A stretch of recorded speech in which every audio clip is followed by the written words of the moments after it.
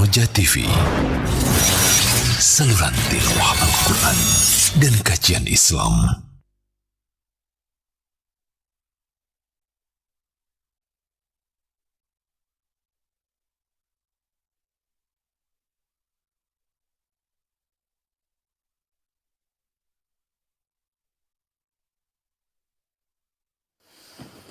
Assalamualaikum warahmatullahi wabarakatuh. Alhamdulillah wassalatu wassalamu ala Rasulillah nabiyina Muhammadin wa ala alihi wa ashabihi wa man wala. Asyhadu an la ilaha illallah wahdahu la syarikalah wa asyhadu anna Muhammadan abduhu wa rasuluh, amma ba'du. Ikhwatul Islam, a'azakumullah, para pemerhati Roja dimanapun Anda berada.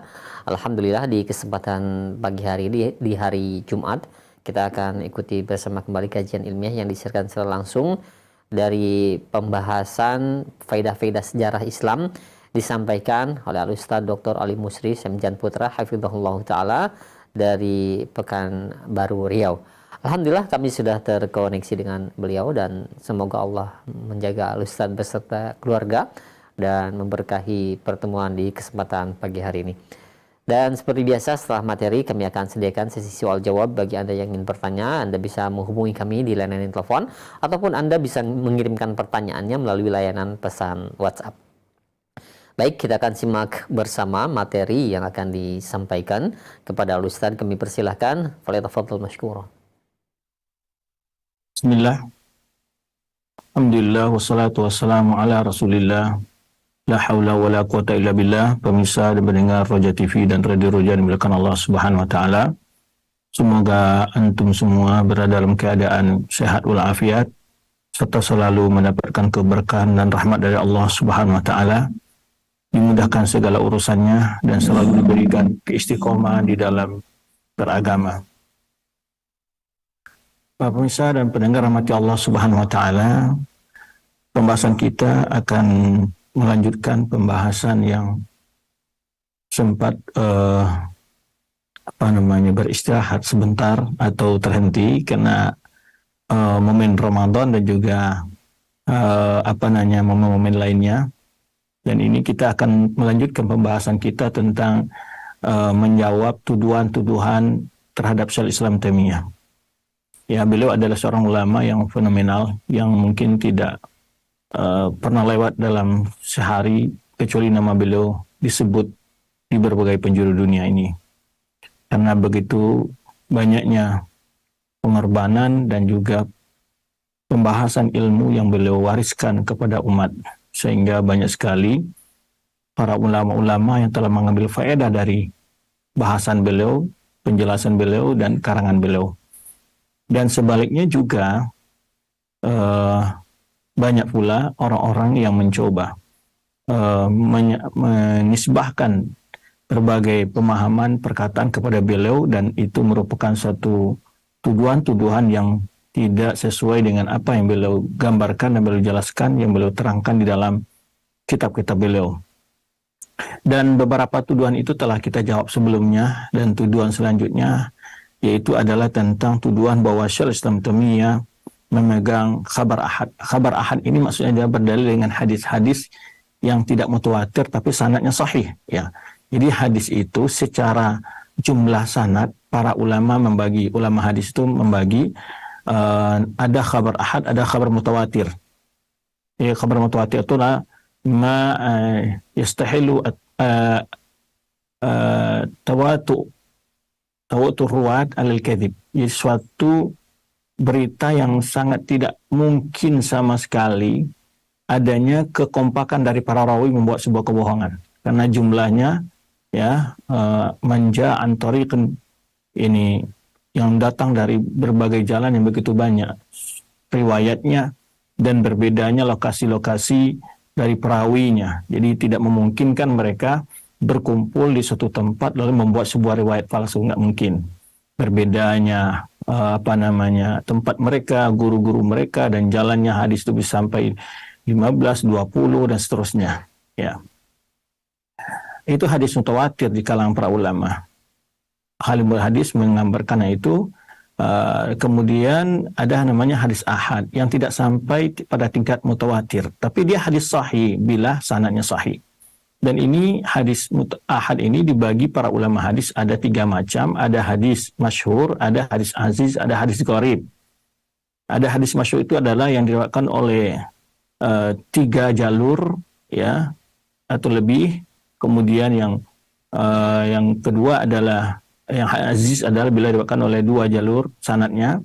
Kemudian hadis gharib adalah hadis yang punya jalur satu jalur sanadnya. Nah, hadis yang ahad ini itu para ulama memakai kaidah-kaidah dalam mensahihkan atau mentadaifnya. Dari sisi lain, dari sisi diterima atau tidaknya hadis, ulama membagi ada hadis makbul, hadis mardud.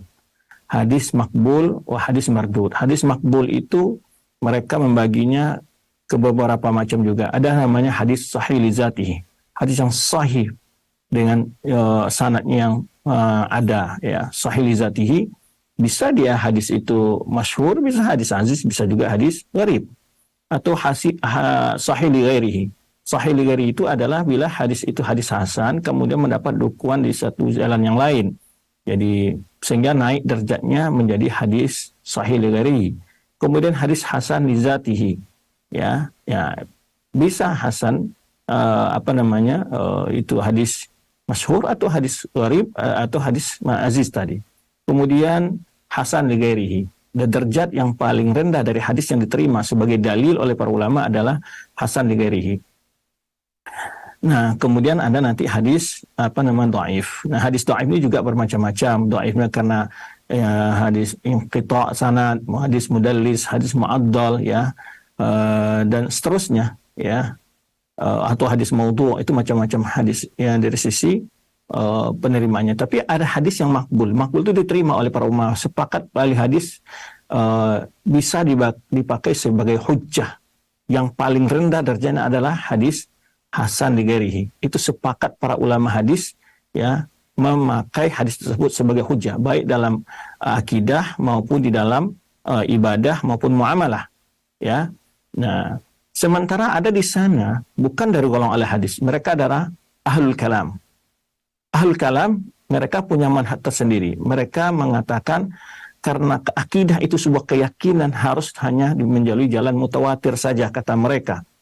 Kalau tidak mutawatir, mereka tidak mau menjadikan sebagai dalil dalam akidah. Dan inilah yang dibantah oleh Imam Syafi'i dalam kitab beliau Ar-Risalah. Ya, dalam diantaranya yang dibantah oleh oleh Imam Syafi'i dalam kitab beliau Ar-Risalah itu adalah orang yang menolak hadis sebagai hujjah. Hadis-hadis yang sahih, baik itu hadis yang sahih tadi itu yang bisa dijadikan makbul, yang misalnya hujjah tadi sudah kita sebutkan, sahih li dzatihi, sahih li ghairihi, hasan li dzatihi, wa hasan li ghairihi. Ya, ini hadis makbul. Ya, diterima oleh para ulama sebagai hujjah, ya, boleh beramal dan dijadikan hujjah. Nah, sementara di sana ada ahlul kalam setelah munculnya orang-orang Mu'tazilah. Mereka berupaya untuk nolak hadis-hadis ahad dalam masalah akidah. Kemudian pemahaman ini juga ditiru oleh kelompok-kelompok ahlul kalam lain seperti kelompok Asy'ariyah dan juga Maturidiyah.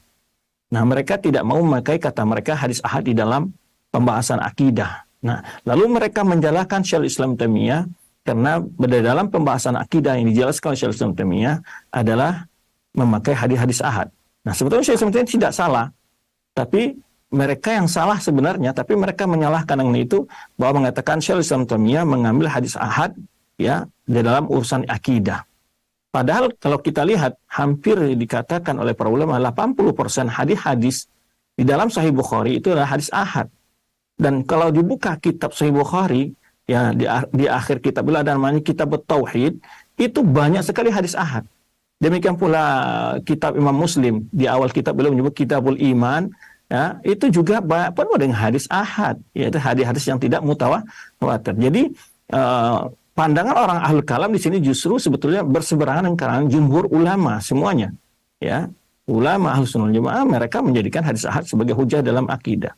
Sementara mereka bahkan Imam Baihaqi dalam kitab akidah beliau juga yang dianggap oleh sebagian ulama di kalangan ulama yang koneksi dengan pemahaman Asy'ariyah dalam sebagian pendapat betulnya, tetapi sebenarnya Imam Baihaqi tidak bila pula dikatakan beliau murni sebagai orang Asy'ariyah, karena banyak juga pandangan dan penjelasan beliau yang tidak sesuai dengan akidah orang Asy'ariyah sendiri, tapi justru menyelisihinya. Sebenarnya dalam kitab beliau Al-I'tiqad maupun dalam kitab beliau kitab Asma' wa Sifat, ya. Maka dan para ulama-ulama ya sepakat menjadikan hadis yang sahih, hadis yang makbul tadi itu boleh dijadikan hujah baik dalam akidah, baik muamalah maupun ibadah, ya. Tetapi orang ahlul kalam mereka berupaya untuk menolak hadis-hadis ahad tersebut. Apakah mereka betul tidak berhujah dengan hadis ahad? Yang anehnya bila kita mencoba melacak tulisan dan bahasan ataupun kitab-kitab dari kalangan mereka, orang ahlul kalam ini, justru kadang-kadang bukannya hadis ahad, hadis palsu kadang-kadang mereka katakan hujah. Ya, hadis dhaif mereka pakai kadang-kadang. Di sinilah ketidak konsisten mereka di dalam berhujjah. Kadang-kadang hadis ya dikatakan ayat oleh mereka. Ini begitu jauhnya mereka ilmu mereka dari sunnah, ya. Sehingga kadang-kadang mereka tidak bisa membedakan antara Al-Quran dengan hadis, tidak bisa membedakan antara hadis dengan perkataan sahabat dan seterusnya. Nah, kadang-kadang hadis maudhu mereka justru berhujjah dengan itu. Kadang-kadang malah dengan perkataan untuk membantah hujah-hujah Al-Quran, mereka justru berhujah dengan perkataan-perkataan orang di luar Islam, seperti Akhtal umpamanya, ketika mereka mentakwil masalah kalam, ya, ketika mereka mentakwil masalah kalam bahwa kalam itu kalamun nafsi, lalu mereka berhujah dengan ungkapan Akhtal itu sebut dan seterusnya. Baik, jadi oleh sebab itu di sini Syaikhul Islam tidaklah menyalahi manhaj para ulama Ahlussunnah satupun. Kita kalau coba melihat kitab-kitab akidah yang tulis para ulama Ahlussunnah, ya, yang klasik, ya, yang ulama mutaqaddimin, seperti umpamanya kitab As-Sunnah karang Imam Ahmad, As-Sunnah karang Abdullah bin Ahmad, Sunnah karang Imam Khalal, As-Sunnah karang Imam Abi Asim. Demikian pula kitab Tauhid karya Ibnu Manda, kitab Tauhid karya Ibnu Khuzaimah, Syarah Ushul I'tiqad Ahlussunnah wal Jamaah karangan Imam Al-Lalaka'i, Al-Ibana punyanya Imam An-Nubata atau Ibnu Battah, ataupun punyanya imam yang Asy'ariyah yang mereka mengatakan sebagai imam mereka adalah Abu Hasan Asy'ari, dalam kitab beliau umpamanya Al-Ibana fi Ushul Diyanah, di sana banyak sekali hadis-hadis ahad yang beliau pakai. Nah, ini kontradiksinya orang-orang ahlul kalam dengan imam mereka juga sendiri, ya. Taib. Maka di sini maka tuduhan bahwa Islam itu berpegang dengan hadis ahad dalam urusan akidah, maka ini tidak pada kalam tazkiyatun lahu, ini adalah justru poin positif bagi Islam, poin positif bagi beliau, ya. Wah, ini adalah i'tirafun lahu bil fadl, ini menunjukkan bahwa beliau itu punya pengakuan terhadap beliau sebuah kelebihan yang beliau miliki, ya. Idh qala bima yaqul salaf, karena beliau ada pendapat sesuai dengan pandangan ulama salaf, ya, ridwanullah alaihim. Min anna akhbar wahid yufidul ilm, bahwa kabar wahid itu, ya, yufidul ilm, membawa ilmu, dapat diambil sebagai hujjah dalam ilmu. Bal la yu'lamu mukhalifun minas salaf qala bighairi hadzal, bahkan tidak diketahui ada seorang pun dari ulama yang menyisi pendapat ini dari ulama salaf, ya. Wa amma man ja'a ba'da salaf minal ulama, adapun, ya, setelah generasi salaf, fa immatuhum minal fuqaha, ya, demikian pula, ya, ulama-ulama yang mengikuti mereka, ya, para uli fuqaha wa aktsar mutakallimin, bahkan juga sebagian ulama-ulama al-kalam sendiri, ya, berpaham bahwa lainnya berhujjah dan kabar ahad di dalam akidah. Nah, itu bahwa mereka mengatakan bahwa kabar ahad itu adalah yufidul ilm, ya, membawa ilmu. Nah, walam adzakar Syaikhul Islam ini contoh Syaikhul Islam memberikan argumentasi tentang hujjah khabar wahid atau khabar ahad ini, itu hadis yang tidak sampai tingkat mutawatir, ya, dimasuk khabar ahad ini. Bukan berarti hadis khabar ahad itu artinya rawinya satu, tidak. Jadi lawannya mutawatir, jangan sampai salah, karena ahad artinya kan satu, ya, atau isa, ya, dalam bahasa Indonesianya. Tetapi yang dimaksud khabar ahad oleh para ulama itu adalah khabar ahad yang sahih sanadnya tentunya, ya, itu di hadis masyhur, hadis aziz, hadis gharib, yaitu lawan dari hadis mutawatir. Maka kalau kita ingin mengerti sebuah istilah-istilah ilmiah, kita harus rujuk kepada ahli ilmiahnya, ulama yang pakar dalam bidang ilmu tersebut, ya. Kalau kita ingin mengerti mustalah ilmiah dalam hadis, yang kita pakai adalah pengertian penjelasan ulama hadis.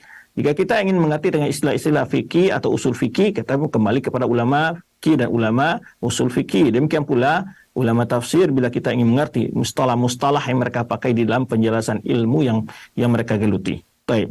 Jadi khabar ahad itu artinya bukan artinya hadis yang diriwayatkan dengan satu jalur ya, tetapi hadis yang tidak sampai pada tingkat jalur sanadnya sampai pada tingkat mutawatir. Baik. Kemudian Syaikhul Islam Taimiyah di sini menyebutkan tentang khabar ahad al-adl, ya, bagaimana penilaian beliau dalam menilai hadis-hadis yang sahih dari khabar wahid itu, khabar ahad itu yang adil, yang maksudnya yang perawinya itu adalah perawi yang thiqah dan bisa diterima, allati talaqatul ummah bil qabul, yang semuanya para umat sepakat untuk menerima khabar ahad tersebut. Ya. Qala, berkata Syaikhul Islam Taimiyah, hadza yufidul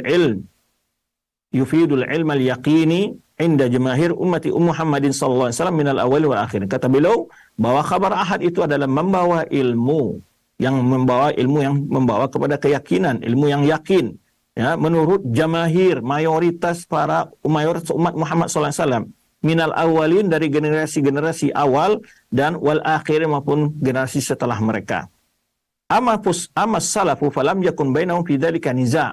Lalu beliau Syekh Islam menyebutkan ada para ulama salaf tidak ada satupun perbedaan di antara mereka dalam masalah sahnya dan bolehnya, ya, dijadikan khabar ahad itu sebagai hujjah di dalam akidah. Wa ammal khalaf hada madhabul fuqaha al-kibar min ashabil immatil arba'ah. Kemudian beliau menyebutkan bahwa berhujjah dan khabar ahad itu adalah pendapat setelah ulama salaf, para ulama salaf dalam madhab fuqaha al-kibar, itu para ahli fikih, ya, pakar fikih yang senior, ya, maksud di sini terutama semuanya ahli fikih yang senior, terutama adalah para madhab arba'ah, yaitu min ashabi immatil arba'ah, daripada pengikut madhab yang empat, yaitu madhab Imam Abu Hanifah, madhabnya Imam Malik, madhabnya Imam Syafi'i, madhab Imam Ahmad, atau dikenal dengan Hanafiyah, Malikiyah, Syafi'iyah, dan Hanabilah. Tetapi sedikit ingin sebelum kita sampai juga kepada tuduhan lain, bahwa orang juga ada menuduh bahwa Syekh Islam Taimiyah itu keluar dari madhab imam yang empat ataupun tidak bermadhab dan sebagainya. Nah, ini beliau menghargai para ulama ashabi a'immatil arba'ah, yaitu beliau mengatakan itu betul menghormati para pengikut ulama-ulama madhab yang empat tersebut. Taib. Jadi beliau mengatakan ini adalah madhabnya para ulama salaf dan para pengikut ulama madhab yang empat, yaitu madhab Hanafiyah, Malikiyah, Syafi'iyah, dan Hanabilah. Taib. Kemudian beliau mengatakan khabar wahid imma la yaqum dalil ala sirqihi. Nah, beliau mengatakan khabar wahid itu, khabar ahad itu terdiri dari dua sisi. Jika memang rawinya, ya, ternyata tidak siqah, ya, fahadha la yufidul ilm, itu ini sepakat tidak bisa digunakan sebagai hujjah, ya, tidak sebagai landasan ilmu, ya. Kama qala Taimiyah, ya, sebenarnya Taimiyah menyebutkan walai raiba anna mujarrad khabar wahid alladzi la dalila ala sidqi la yufidul ilm. Tidak diragukan bahwa hanya sekedar khabar wahid, khabar ahad itu yang tidak ada menunjukkan dalil tentang siqahnya rawinya, sahih sanadnya, ya, tentu tidak bisa dijadikan sebagai landasan ilmu. Taib. Nah, kemudian kalau kabar wahid itu terbukti rawinya siqah, sanadnya muttasil, karena definisi hadis sahih itu oleh ulama hadis menyebutkan mattasal sanaduhu, ya,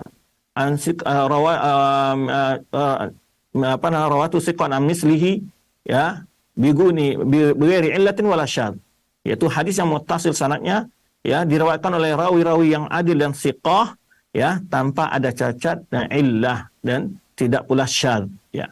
Nah, jadi itu definisi hadis sahih. Kalau syarat hadis sahih itu lengkap, rawinya semua siqah, tidak terputus dengan sanadnya, muttasil sanadnya, juga tidak, hadis itu tidak syadz, juga tidak ada illahnya, maka itu hadis sahih. Kalau dia masuk hadis sahih, tentu tertentu derajat kejujuran rawi lagi. Kalau rawinya ada di antara rawi-rawi yang garis jalur sanadnya itu ada rawi yang saduk, nanti hadisnya dikatakan para ulama hanya hasan, ya, turun dari tingkat kesikohannya. Karena nanti level kesikohan ataupun adil rawi itu, siqah wal adil, itu ada tingkat-tingkatannya oleh para ulama. Jadi ada sikotun sabat, ada soduk, ya, ada soduk yahim dan seterusnya. Itu ada penilaian-penilaian oleh para ulama yang itu akan berefek nanti standar itu kepada nilai hadis itu sendiri dari sisi sanadnya, sahih atau tidak, hasan kah, hasan lidzatihi kah, hasan lighairihi kah, atau sahih lidzatihi atau sahih lighairihi. Baik. Maka Syekh Utsaimin berkata, "Walihada kana jumhur ahli ilmi min jami'i tawaif ala anna khabar al-wahid idza talaqat al-ummah biqabul tasdiqan lahu aw amalan bihi annahu yujibul ilm." Karena inilah kata beliau, jumhur ulama, mayoritas ahlul ilmi dari semua berbagai kelompok. Tawaif itu maksudnya, dari tawaif itu bisa dimaksud adalah kelompok para pakar ilmu, ahli tafsir kah, ahli hadis kah, ahli fikih kah, ahli sirah, ataupun tawaif bisa juga dimaksud di sini adalah kelompok dari sisi madhab fikihnya, ataupun juga bisa dimaksud adalah tawaif dari sisi kelompok madhab dalam aqadiyah umpamanya. Ya, ala anna khabar wahid, bahwa kabar wahid itu atau kabar ahad tadi adalah apabila ummah telah menerima biqabul, ya, menerimanya, tasdiqan lahu, mempercayai kesahihannya, ya, wa amalan bihi, dan mengamalkannya, annahu yujibul ilm, bahwa itu hadis ahad tersebut adalah bisa dijadikan landasan ilmu, bisa dijadikan landasan ilmu. Wa hadza ladzi dzakarahu al-musannifuna fi usulil fiqh. Nah, beliau menyebutkan inilah yang disebutkan oleh para penulis-penulis dalam bidang ilmu usul fikih, kata Syekh Islam Taimiyah. Jadi para pakar usul fikih yang meletakkan ilmu usul fikih yang pertama, ya, ulama mengatakan adalah Imam Asy-Syafi'i, yaitu dalam kitab beliau tadi, dalam kitab beliau Ar-Risalah. Di sana beliau menyebutkan maratibul adillah, ya, dan beliau banyak sekali mengomentari berbagai pandangan-pandangan orang yang menjauh dari sunnah atau tidak berhujah dengan sunnah dalam kitab tersebut. Taib. Kemudian beliau menyebutkan jamharatan kabiratan min ulama. Setelah itu beliau dalam kitabnya Majmu' Fatawa tersebut, ya, jilid 12 atau jilid 20, ya. Ya, beliau menggambarkan ini, lihat Majmu' Fatawa di sini, jilid 13 halaman 35, ya, juga dalam Majmu' Fatawa nanti halaman 18, 48 dan seterusnya. Ini semua nukil dari kitab beliau Majmu' Fatawa. Nah, beliau menyebutkan di sini, ya. Kemudian beliau menyebutkan ulama-ulama yang berhujah dengan kabar ahad tadi dalam kitab beliau tadi secara rinci. Namun kita tidak sebutkan satu persatu nama mereka di sini. Kemudian beliau kata, wa qala rahimahullah, al-khabar alladhi talaqahu al-umma biqabul tasdiqan lahu aw amalan bimujibihi yufidul ilm. Apabila sebuah hadis, ya, yang umat menerimanya, tasdiqan, mempercayai hadis itu dan mengamalkannya, maka itu adalah bimujibihi, maka itu dengan sendirinya dia yufidul ilm, bisa dijadikan landasan ilmu inda jamahiri khalaf was salaf, menurut mayoritas ulama khalaf dan ulama salaf. Mungkin sedikit kita ulang, apa pengertian ulama salaf dan khalaf? Siapakah mereka yang disebut ulama salaf? Di sini ada beberapa pendapat. Ada yang menyebutkan mereka as-salaf itu adalah sahabat saja. Ada mereka yang mendapat salaf itu adalah sahabat, tabi'in, wa atba'ut tabi'in. Dan pendapat yang kedua ini lebih didukung oleh dalil, yaitu hadis Rasulullah SAW, khairun nasi qarni, thumma alladhina yalunahum, thumma alladhina yalunahum. Sebaik-baik kurun dalam masaku, yaitu yang hidup di masa Rasulullah, orang beriman, yaitu dari para sahabat Nabi. Kemudian murid-murid sahabat Nabi, status thumma alladhina yalunahum, kemudian generasi berikutnya itu para tabi'in. Kemudian thumma alladhina yalunahum, kemudian generasi berikutnya itu murid-murid tabi'in, yaitu atba'ut tabi'in. Itu disebut mereka ulama-ulama yang hidup di dalam 3 generasi itu. Ya, ketiga generasi ini mereka disebut sebagai ulama salaf. Adapun setelah itu mereka disebut dengan ulama mutaqaddimun atau mutaakhirun, nanti dari karangan istilah-istilah yang dipakai oleh para ulama dalam menyebut tingkatan masa dari ulama-ulama, ya, dari segi masanya, masa kedatangan mereka, ya, atau masa hidupnya mereka. Taib. Atau khalaf juga bisa disebut adalah para pengikut a'immah al-arba'ah. Itu mazhab imam yang 4 dalam masalah fikih tadi. Taib. Kemudian beliau menyebutkan contoh tentang khabar wahid yang sepakat umat menerimanya, ya, seperti ahadits sahihain, hadis-hadis yang terdapat dalam Sahih Bukhari dan Muslim. ya hampir 80% dalam dua kitab ini, baik hadis akidah, muamalah, hukum, ibadah, semuanya itu berdasarkan hadis ahad. Nah, sekarang kalau kita tanya, apa yang mendasari Anda bisa membedakan antara kabar ahad dan kabar bisa diterima dalam ibadah, tidak bisa dalam akidah? Ya, apa tu'minuna bi ba'dil kitab wa takfuruna bi ba'd? Apakah kalian hanya mengambil sebagian dari agama dan meninggal sebagian yang lain? Ya.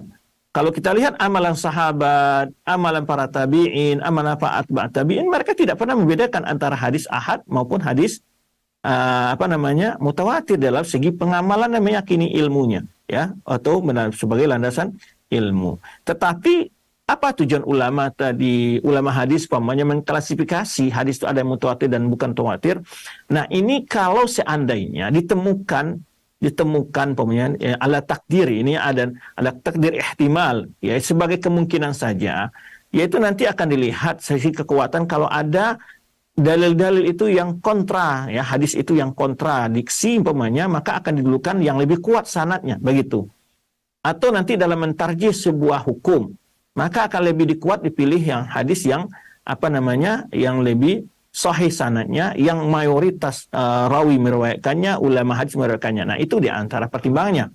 Bukan dari sisi menolak hadis itu. Ya, bila sahih sanadnya, maka semua ulama hadis, ya, tidak syaz dan tidak bighairi illah tadi sepakat untuk jadikan sebagai sumber ilmu dan juga sebagai sumber untuk pedoman dalam beramal. Baik. Maka beliau mengatakan jumhur mutun sahihaini muttafaqun 'alaiha baina a'immatil hadis talaqauha bil qabul. Bahkan mayoritas matan-matan hadis dalam Sahih Bukhari dan Sahih Muslim itu yang sepakat atas kesahihannya, ya, dan sepakat para ulama hadis untuk menerima hadis-hadis ahad itu. Ya, wa ajmu 'alaiha, dan mereka bersepakat berijma di atas diterimanya hadis-hadis ahad dalam Sahih Bukhari Muslim itu. Wa hum ya'lamuna ilman qat'iyyan Nabi sallallahu alaihi wasallam, dan mereka benar-benar yakin bahwa Nabi sallallahu alaihi wasallam lah yang mengatakan hadis-hadis tersebut. Nah, apabila hadis ahad itu bisa dijadikan sebagai sumber ilmu, berarti dia boleh dijadikan sumber dalam beramal. Tentu iya, karena ilmu adalah tujuannya untuk diamalkan. Wa hadzal al-muqarrar indal a'imma, inilah yang dipegang oleh para ulama-ulama kita. Ya, karena itulah Syaikhul Islam Taimiyah juga menjelaskan dalam kitabnya Majmu' Fatawa, wa minal hadis sahih ma talaqahu al-muslimun bil qabul fa'amilu bihi. Di antara hadis yang sahih, ya, yang sudah diterima oleh kaum muslimin secara mutlak, ya, dan untuk beramal, dan fa'amilu bihi, dan mereka mengamalkannya. Fahada yufidul ilm, dan ini adalah bentuk, ya, bisanya hadis itu jadikan sebagai landasan ilmu. Wa izim bi annahu sidqun, dan memutuskan bahwa hadis itu adalah benar, sahih, ya. Li'anal ummah talaqathu bil qabul tasdiqan wa amalan bimujibihi. Dan karena apa? Karena umat telah sepakat menerima hadis itu, tasdiqan tentang kesahihannya, mempercayai kesahihannya, dan juga wa amalan mujibi, dan mengamalkan kandungan yang terdapat dalam hadis itu tersebut, mengamalkan ilmu yang terdapat dalam kandungan hadis tersebut. Baik. Lalu beliau berbicara tentang mengambil hadis ahad dalam masalah akidah. Berkata Syaikhul Islam Taimiyah, madhabu ashabina anna akhbar al-ahad al-mutalaqatu bil qabul tasluhu li itsbati usulid diyanat. Ya, apa kata beliau dalam kitab beliau Majmu' Fatawa atau al-Musawwada, juga Fatawa halaman 27, jilid 27 halaman 479, jadi beliau tegaskan hal itu. Ya, yang pertama tadi dalam kitab beliau Al-Muswaddah, ya. Baik, beliau mengatakan di sini bahwa khabar ahad itu madhab ashabina. Apa madhab ashabina di sini maksudnya? Adalah madhab sahabat-sahabat kami, atau para ulama-ulama kami, maksudnya situ adalah karena beliau adalah bermadhab Hambali, beliau Syaikhul Islam Taimiyah ini. Jadi juga tidak benar kalau orang mengatakan beliau anti madhab. Tapi di mana beliaunya dikatakan bermadhab? Karena beliau banyak merajikan masail ataupun dalam istinbat far'iyah, beliau banyak memakai manhaj usul fikih dalam mazhab Hanabilah. Taib. Bahwa pendapat dari kalangan sahabat atau para ulama-ulama kami bahwa khabar ahad adalah al-mutalaqqa bil qabul, yang disahkan diterima oleh para ulama, tasulul isbat usulul diyanat, bahwa sah untuk jadi sebagai landasan dalam masalah keyakinan atau pokok-pokok agama. Baik. Itu sekilas penjelasan Syekhul Islam Taimiyah tentang masalah kabar ahad, ya. Dan juga kalau kita mencoba melihat dalam banyak sekali dalam kitab-kitab beliau ini menegaskan hal ini sebenarnya, ya, tentang, dan juga para ulama lain juga menjelaskan masalah ini tentang yujibul amal wal ilm khabar ahad idza sahha sanaduhu. Kabar ahad itu kalau sudah jelas sahih sanadnya, ya, yang penting kesahihannya. Kalau sudah sahih, itu mutlak ulama mengambilkan sebagai landasan ilmu dan juga sebagai landasan amal, ya. Baik, itu ini jawaban-jawaban singkat saja tentang. Kemudian yang kedua, tujuan berikutnya ya, adalah menuduh bahwa Syekh Islam Taimiyah mengkafirkan kaum muslimin, dan ini sangat santer sekali ini. Tuduhan ini sangat santer di mana-mana ini, ya. Hampir para kaum sufi ahlul kalam, ya, mulut mereka berbubuih mengatakan hal ini, ya, saya katakan berbubuih. Bahkan juga salah satu petinggi, ya, dalam sebuah kesempatan di Bali di hadapan para rektor ikut juga mengomong bahwa Syekh Islam Taimiyah ini memiliki pemikiran radikal dan seterusnya. Padahal dia mungkin tidak bisa berbahasa Arab, tidak pernah membaca, paling-paling mendengar info-info dari orang-orang yang juga punya pemahaman yang menyelisih pahamnya Syekh Islam Taimiyah, mungkin tidak sependapat dalam masalah akidah, ya. Maka mereka menghembuskan tuduhan-tuduhan ini. Maka oleh sebab itu Tuhan kita membahas ini sebenarnya adalah untuk membela pertama akidah Ahlus Sunnah wal Jamaah. Ya, yang kedua adalah membela ulama Ahlus Sunnah wal Jamaah. Karena salah satu poin mereka menjatuhkan Syekh Islam Taimiyah yang begitu getol dalam memberikan hujah-hujah tentang akidah Ahlus Sunnah wal Jamaah dalam berbagai karya beliau. Nah, kalau beliau ini dijatuhkan, dijelek-jelekan, maka orang tidak akan percaya dengan penjelasan-penjelasan yang beliau jelaskan. Maka oleh sebab itu musuh-musuh sunnah, ya, mereka akan menjatuhkan pada pembawa sunnah itu. Seperti Imam Bukhari, betapa muncul pula baru-baru ini ada orang-orang yang mencoba mengatakan bahwa Sahih Bukhari itu banyak sekali hadis-hadis dhaif dan berbagai tuduhan-tuduhan yang mereka mencoba untuk menjatuhkan rumus, istilahnya kalau bahasa ulama kita rumus Ahlus Sunnah, atau tokoh-tokoh senior, tokoh-tokoh yang begitu memiliki perjuangan ilmu yang luar biasa untuk membela akidah Ahlus Sunnah wal Jamaah. Maka di sini kita di samping menjaga kehormatan seorang ulama, dan di mana juga hanya ulama, hatta sesama kaum muslimin, jika kita tahu bahwa dia dizalimi, dituduh dengan sesuatu yang tidak benar, maka kita wajib menjelaskan kepada orang-orang yang terpengaruh dengan tuduhan itu. Wajib kita menjelaskan agar, ya, sebetulnya sini bukan hanya sekedar membela beliau dan membela akidah Sunnah Jamaah saja yang beliau tegakkan, tapi juga menyelamatkan umat dari informasi-informasi yang menyesatkan. Nah, ini di antara poin juga penting. Ya, jangan sampai kita biarkan saja itu isu itu bergulir, dan sebuah isu yang diulang-ulang biasanya hampir-hampir diyakini oleh orang itu pasti terjadi atau suatu yang benar terjadi. Dan ini metode dalam media informasi, ya, salah satu media informasi yang dipakai oleh orang-orang yang menyebarkan informasi sesat umpamanya, biasanya mereka mengulang-ulang saja walaupun informasi itu tidak benar. Tapi ketika diulang-ulang hampir-hampir ada seakan-akan dijadikan sebagai fakta informasi yang sesat tersebut. Nah, inilah karena itu kita membahas, karena begitu nama beliau di negeri kita ini sering diulang-ulang para asatidz di dalam menjelaskan masail ilmiahnya, karena memang bukan berarti hanya beliau menjelaskan, tetapi beliau menjelaskan penjelasan-penjelasan ulama itu lebih mudah dan gampang dengan hujah-hujah yang sangat otentik begitu. Maka banyak para asatidz yang mengambil faedah dari Syekh Islam Taimiyah. Dan juga Syekh Islam Taimiyah ini kenapa banyak penjelasannya? Karena beliau memang hidup di masa-masa sangat suburnya berbagai paham-paham yang menyelisih sunnah saat itu, dan sekaligus perjuangan beliau bukan hanya membersihkan sunnah dari syubhat-syubhat, tetapi juga ajaran Islam dari ajaran-ajaran yang ditransfer dari luar Islam ke dalam Islam. Nah, maka oleh sebab itu tujuan kita adalah pertama menyelamatkan saudara-saudara kita yang terpengaruh dengan info-info yang menyesatkan tersebut. Seperti tuduhan itu mengatakan Syekh Islam Taimiyah supaya mengkafirkan muslimin. Nah, yang juga sebagian orang menuduh Wahabi itu mengambil pemikiran Tomia yang suka mengkafirkan. Lalu dituduhlah bahwa Wahabi itu suka mengkafirkan. Padahal kalau didengar ceramah-ceramah ustaz-ustaz yang mereka cap sebagai Wahabi, ataupun tulisan-tulisan mereka di web mereka, atau status-status mereka, ataupun kitab-kitab mereka jadikan referensi, tidak ada di sana pembahasan-pembahasan yang menunjukkan bahwa mereka bermudah-mudah dalam mengkafirkan atau menyesatkan atau membid'ahkan. Ya, itu adalah argumentasi-argumentasi yang bagi orang-orang yang lemah hujahnya tidak ada lain kecuali hanya melemparkan fitnah dan tuduhan-tuduhan bohong.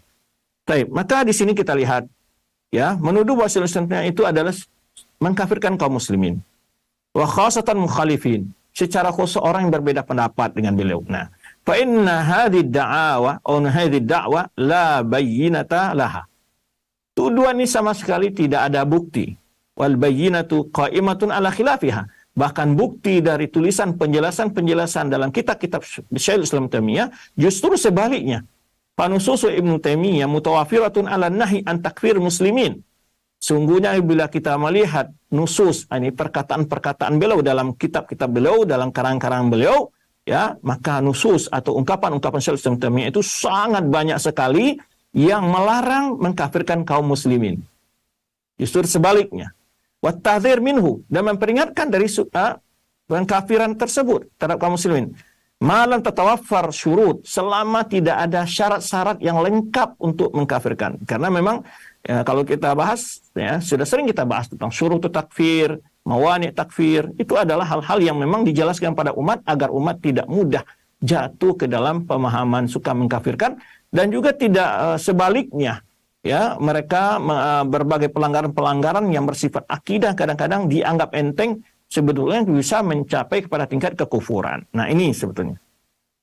Maka beliau memperingatkan sekali jangan bermudah-mudah dalam masalah takfir, mengkafirkan orang lain selama tidak adanya syarat-syarat dan tantafi mawani, ya, tidak ya lengkap syaratnya, dan tidak ada hal-hal yang menghambat dia, ya, untuk bisa dan hilangnya hal-hal yang menghambat beliau, menghambat seseorang tersebut untuk dikafirkan.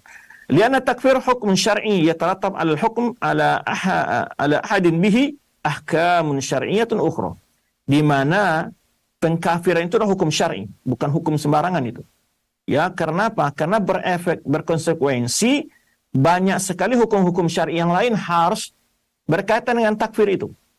Jika kita mengkafirkan seseorang, umpamanya, berarti kita jika dia meninggal tidak boleh dimandikan, nggak boleh disolatkan, nggak boleh dikafani, nggak boleh dikuburkan di perkuburan kaum muslimin. Istrinya berarti telah pisah dengan dia tidak berhak diwarisi dan juga tidak mewarisi, ya, kepada Anda tidak diwarisi atau tidak mewarisi. Banyak sekali sebetulnya. Itu bukan hukum yang gampang, ya, bukan hal yang mudah. Maka Syekhul Islam dalam banyak karangannya sesuai yang kita baca, ya, yang kita juga tidak pernah mengaku, ya, telah membaca dari A sampai Z semua buku beliau. Secara global, ya bisa dikatakan kalau tidak sampai 50%, ya 40% dari berbagai karangan beliau sudah kita baca, ya, kita mendapatkan justru beliau sangat teliti di dalam masalah hal ini. Bahkan banyak sekali ulama-ulama yang mengambil pandangan beliau dalam menyebutkan syarat-syarat takfir itu, ya, supaya terhindar dari paham-paham radikal.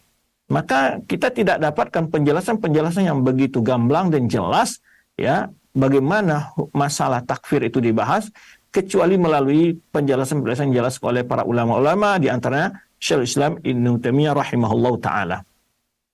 Karena menghukum seseorang kafir, gimana tadi, berefek, berkonsekuensi pada hukum-hukum syar'i yang lain. Ya.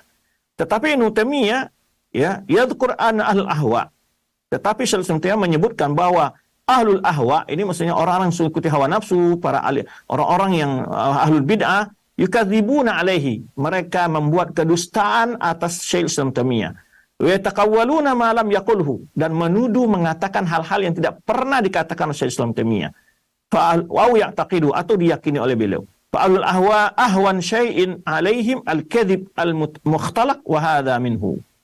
Yang paling mudah bagi orang-orang yang menentang kebenaran, para ahlul ahwa, ahlul bidah, yang paling mudah mereka itulah berbuat dusta. Dan ini luar biasa kalau kita lihat kedustaan-kedustaan yang orang-orang yang begitu lantang dan lancang menuduh ya Wahabi begini, Wahabi begitu. Betapa banyak kebohongan-kebohongan dalam perkataan mereka, tuduhan-tuduhan mereka tersebut. Ya.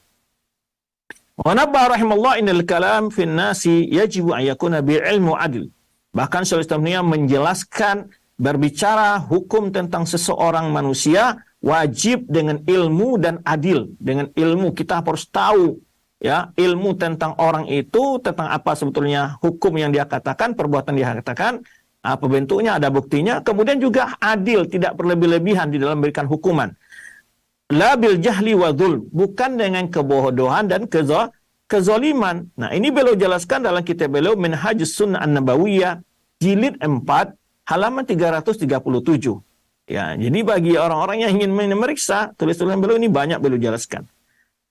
Wa yu'arifu Ibnu Taimiyah al-kufra biqaulihi. Kemudian beliau menjelaskan apa itu kafir. Kufur itu apa? Adamul iman, yaitu tidak beriman. Biittifaqil muslimin. Begitu kesepakatan kaum muslimin mengatakan orang yang kafir itu orang yang tidak beriman. Sawan yataqada taqidahu wa takallama bi. Baik dia itu meyakini yang menyelisihi keimanan, ya maksudnya tidak beriman tadi, atau dia ungkapan, atau tidak meyakini sesuatu pun dia, ya, dan dia tidak mengatakan juga mengakui tentang keimanan. Wa yufassil fi maudin akhar, bahkan beliau merinci pada tempat yang lain dari kitab beliau dalam penjelasan kufur itu adalah adamul iman billah, yaitu tidak beriman dengan Allah dan rasul-rasulnya. Sawan kana mau takdzibun, baik dia ikuti dengan pembohongan atau tidak, ya, atau tidak ada pembohongan, tetapi ragu dan bimbang, atau berpaling dari hal ini secara keseluruhan karena kesombongan dan karena hasad dan kesombongan, atau kesombongan kepada beliau, atau mengikuti ittiba' li ba'dil ahwa as-sarifa an ittiba' risalah, atau mengikuti pendapat-pendapat hawa nafsu yang menyimpang dari mengikuti risalah, ya. Wa in kana al-kafir al-mukadzib a'zam kufran, tapi orang yang kafirnya mendustakan, ya, al-haq, mendustakan risalah, mendustakan iman, itu lebih besar, lebih berat. Wa kadzalika al-jahd, demikian pula orang yang al-jahd mengingkari, al-mukadzib yang mendustakan karena alasan dengki, hasad, dan istiqani sidqir rasul, ya, bersama dengan yakin benarnya rasul, ya, dia mendustakan, dia tahu rasul itu benar tapi dia hasad.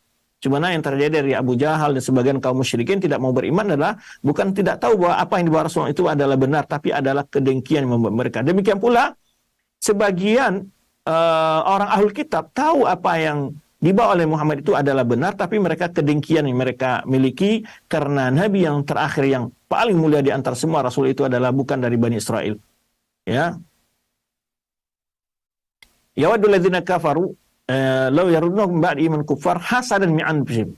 Orang-orang kafir itu ingin agar kalian mengembalikan kalian menjadi kafir untuk hasad min anfusihim. Ada kedengkian dalam diri mereka. Ya. Nah, kemudian wa yuhadzir mutamiyya min at-takfir ahli qiblah minal muslimin alladhina yartakibuna dzunuba wal khataya. Syekh Islam Taimiyah memperingatkan, ya, jangan dari perkara, ya, tidak bermudah-mudah, ya, apalagi dalam urusan mengkafirkan ahlul kiblah, orang yang salat menghadap kiblat, maksudnya kaum muslimin, ya, orang-orang yang melakukan dosa dan kesalahan, ya. Mubayyinan annal hadhi dzunub la tukhriju min dairatil muslimin. Bahkan beliau menjelaskan dosa-dosa itu tidak mengeluarkan mereka dari lingkaran sebagai seorang muslim. Berkata rahimallah, ini perkataan beliau. Wa madhabu ahlussunnah wal jamaah annahum la yukaffiruna ahlul kiblah bi mujarradi dzunubi wala bi mujarradi ta'wil. Dari madhab ahlussunnah wal jamaah atau keyakinan pandangan ahlussunnah wal jamaah annahum la yukaffirun, bahwa mereka tidak mengkafirkan ahlul kiblah, tidak ahlul Islam, maksudnya ahlul kiblah adalah orang-orang Islam, bimujarradi dzunub, dengan alasan dosa, ya, sekadar dosa, ya, wala bimujarradi ta'wil, atau karena alasan takwil, dia mentakwil, ya, tidak boleh. Bal syakhsul wahid idza kana lahu hasanatun wa sayi'atun fa amru ila Allah. Tetapi seseorang itu bila dia memiliki amal-amalan baik dan juga amal-amalan buruk, maka urusannya diserahkan kepada Allah, kata beliau. Kemudian beliau juga menceritakan wahina haka rahimahullah takfir ba'dil firaq dhala li mukhalifihim. Beliau menjelaskan tentang pendapat adanya kelompok-kelompok yang sesat mengkafirkan orang-orang yang menyelisih mereka. Jadi mengkafirkan orang yang berbeda pendapat dengan mereka. Maka beliau mengatakan, walladzina ikhtaru alla nukaffiru ahadan min ahli qiblah. Beliau mengatakan yang kami pilih, ya, alla nukafir, walladzina ikhtaruhu, yang kami pilih pendapatnya adalah alla nukafir ahadan min ahli qiblah, bahwa kita tidak boleh mengkafirkan seorang pun dari ahli qiblah. Dari ahli qiblah maksudnya dari kaum muslimin. Nah, ini yang perlu dipahami. Ya, kadang-kadang orang-orang yang memaham kita membaca kitab Islamiyah, kadang ada yang mengaku membaca, saya udah baca ini, mungkin tidak paham maksudnya. Ya, imma tidak paham penjelasannya, atau masalah yang kedua yang sedang kita jelaskan. Jadi ada namanya takfir mutlak dan takfir muayyan. Nah, wa yufariqu rahimahullah bain takfir mutlak dan takfir muayyan. Syekh Islam membedakan pengertian antara takfir mutlak, takfir muayyan. Apa maksudnya takfir mutlak? Yang dikafirkan takfir mutlak itu adalah itu fi'l wal qaul. Itu yang dikafirkan. Hadzal qaul kufrun wa hadzal fi'l kufrun. Ya, bukan pelakunya dikafirkan, tapi yang dihukum adalah perbuatannya dan perkataannya. Nah, beliau membedakan itu. Kalau takfir mutlak, ya, itu banyak digunakan oleh para ulama. Ya, barang siapa mengatakan ini dia kafir. Barang siapa melakukan ini dia kafir. Itu hukum mutlak namanya. Tapi setelah orang itu melakukan, tidak dihukum dia sebagai kafir karena ya yang dihukum adalah perbuatannya. Nah, beliau membedakan antara takfir mutlak, takfir muayyan. Takfir mutlak, kafir secara mutlak dalam artian menghukum hanya perbuatan dan perkataan. Muayyan itulah personalnya orang yang melakukannya. Siwana madhab Ahlussunnah Jamaah, ya, dan beliau menjelaskan bahwa a'immah seperti Imam Ahmad kanu yukafiruna ba'du ahlul ahwa kal Jahmiyah. Sebagian ulama-ulama seperti Imam Ahmad mengkafirkan ahlul ahwa. Para ahlul ahwa, ahlul bidah seperti Jahmiyah dikafirkan, lakinnahum lam yukaffaru ayanahum, tapi bukan mengkafirkan apa personal mereka. Contoh umpamanya para ulama, baik Imam Syafi'i, baik Imam Ahmad, para ulama semua mengatakan mangkal Al-Quran makhluk fahuwa kafir. Orang yang mengatakan Al-Quran itu makhluk, dia adalah kafir. Itu hukum tentang qaul, perkataan.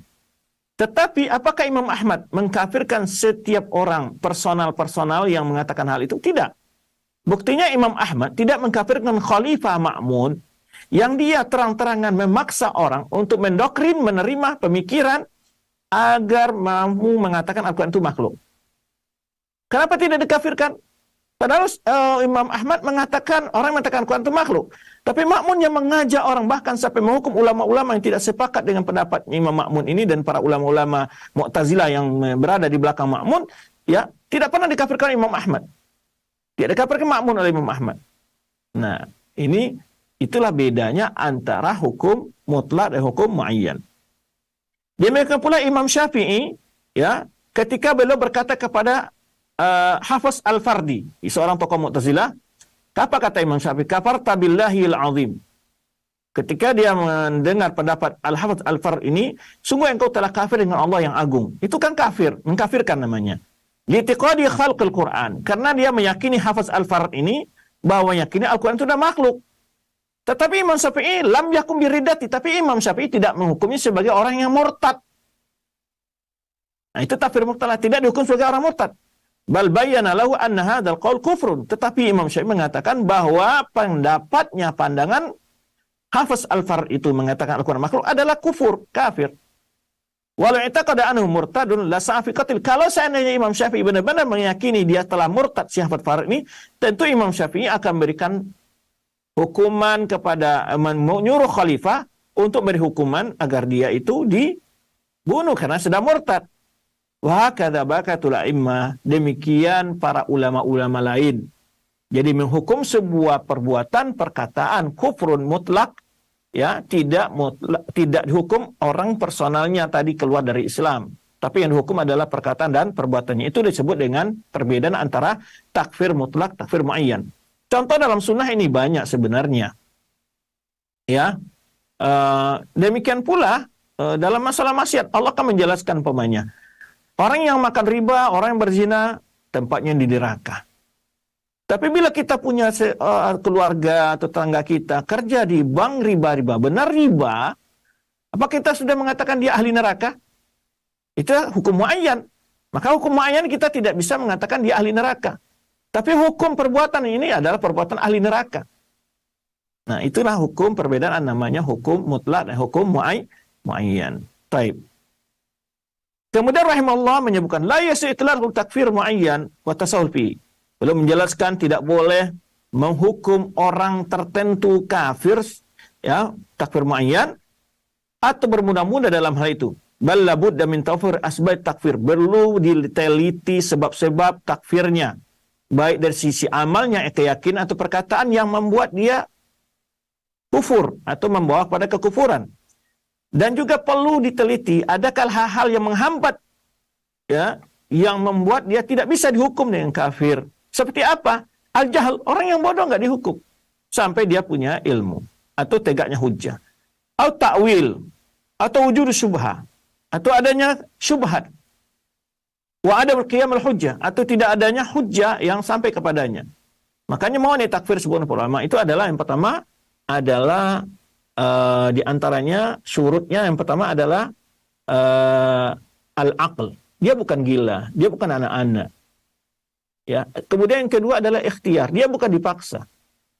Yang ketiga adalah ada ta'wil. Ya, bukan dalam rangka mentakwil perkara-perkara yang memang dalam lainnya takwil di situ. Ya, kemudian adalah qiyamul hujjah, telah tegaknya hujjah kepada dia. Maka lawannya adalah hal yang tadi. Ya, lawan dari semua syarat itu adalah mawani. Ya, mawani maksudnya apa? Dia tidak bisa dihukum kafir walaupun dia sudah melakukan sebuah perbuatan yang merupakan perbuatan kufur. Nah, itu maksudnya mawani. Baik. Kemudian beliau menyebutkan di sini, ya, yaqulu rahimallah, di mana beliau menjelaskan syarah-syarahnya, inna takfir lahu syurutun wa mawani'un. Pengkafiran, hukum mengkafir seseorang itu atau takfir itu adalah memiliki syarat-syarat. Wa mawani' dan hambatan-hambatan. Ada syarat-syarat dan hambatan-hambatan. Ya. Qad tantahi fi haqqil muayyan. Qad tantafi fi haqqil muayyan. Boleh jadi tidak cukup dalam personal orang tertentu. Wa inna takfir mutlak la yastazim takfir muayyan. Bahwa takfir mutlak tidak melazimkan mengkafirkan secara muayyan, secara orang tertentu. Illa idza wujidat syurut wa intafat mawani. Kecuali lengkapnya syarat-syarat dan tidak adanya yang menghalangi, ya.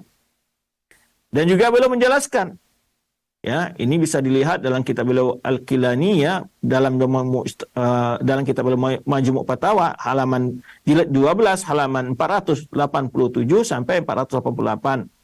Kemudian juga Majmu' Fatawa jilid 11 halaman 406, beliau berkata di sini, la yahkumu bi kufri ahadin hatta taquma 'alal hujjah min jihati balaghi risalah.